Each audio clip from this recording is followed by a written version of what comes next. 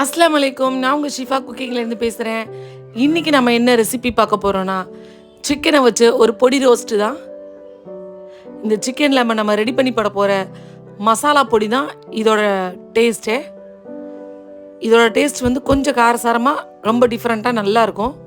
வாங்க எப்படி செய்கிறதுன்னு சொல்கிறேன். ஒரு பேனில் நான் சின்ன ஸ்பூன் வச்சு தான் எடுத்திருக்கேன். 2 ஸ்பூன் தனியா,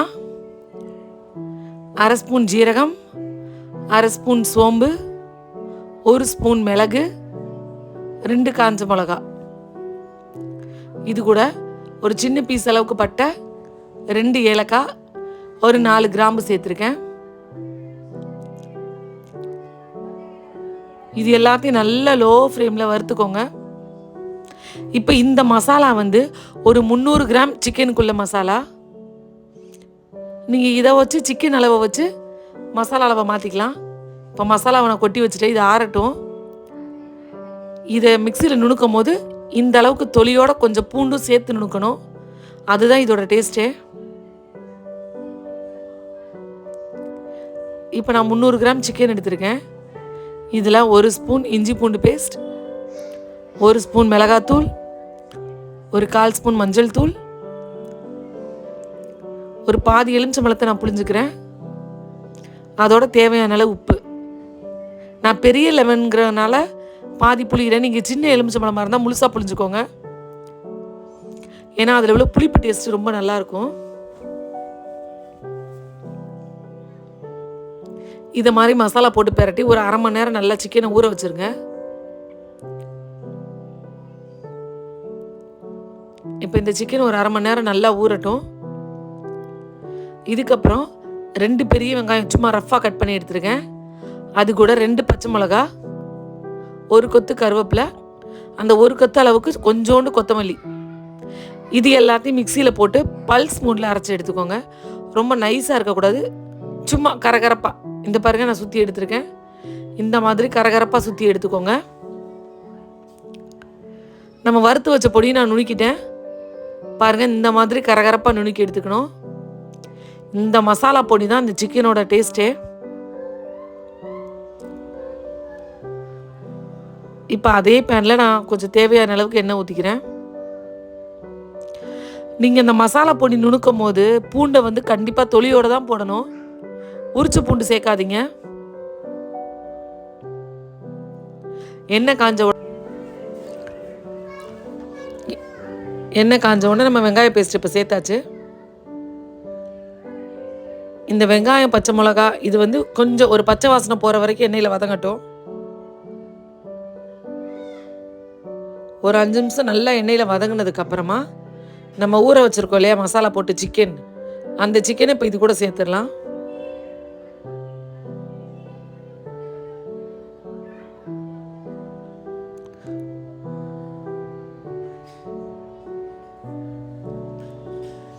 உங்களுக்கு வந்து அது வதங்க வந்து எண்ணெய் இல்லாமல் இருக்கிற மாதிரி தான் இருக்கும்.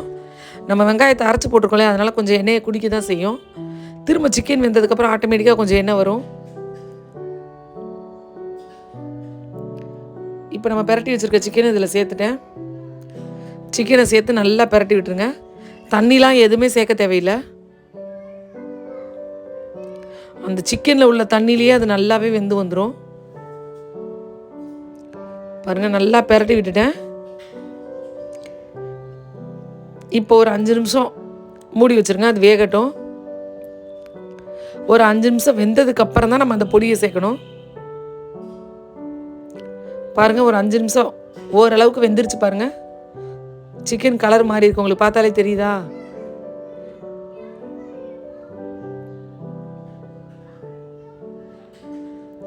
பாருங்கள், இப்போ நம்ம வறுத்து வச்சுருக்கோம் இல்லையா பொடி, அதை இதில் எல்லாத்தையும் சேர்த்துட்றேன். அந்த பொடியை சேர்த்துட்டு எல்லாத்தையும் நல்லா மிக்ஸ் பண்ணிவிட்டு மறுபடியும் ஒரு மூடி போட்டு மூடிடுங்க. அடுப்பு வந்து லோ ஃப்ளேம்லேயே இருக்கட்டும். அந்த சிக்கன் அந்த மசாலாவோடு சேர்ந்து நல்லா வெந்து வரணும். அப்பப்போ ஓப்பன் பண்ணி ஒரு கிண்டிக்கோங்க.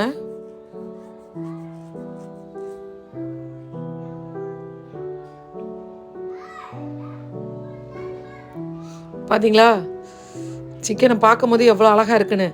நல்லா மசாலா எல்லாமே அந்த சிக்கனோட சேர்ந்து வந்துருச்சு பாருங்கள். இதில் அந்த சிக்கன் எவ்வளோ டேஸ்ட்டாக இருக்கோ அதே மாதிரி அந்த சுற்றி இருக்கலையே மசாலா அது ரொம்ப டேஸ்ட்டாக இருக்கும். இது வந்து ஒரு தயிர் சாதத்தோடு சாப்பிட்டிங்கன்னா வேறு லெவலாக இருக்கும்.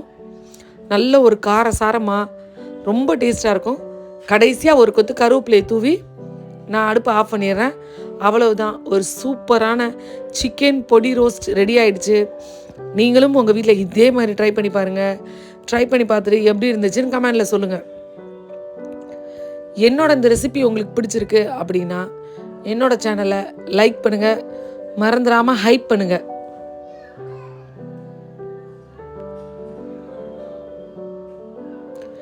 என்னோட சேனலை சப்ஸ்கிரைப் மட்டும் பண்ணாமல் பெல் ஐக்கானை கிளிக் பண்ணுங்கள். அப்போ தான் நான் போடுற புது புது வீடியோஸ்லாம் உங்களுக்கு நோட்டிஃபிகேஷனில் வரும். சூப்பர், சப்ஸ்கிரைப் பண்ணுங்க. தேங்க்யூ.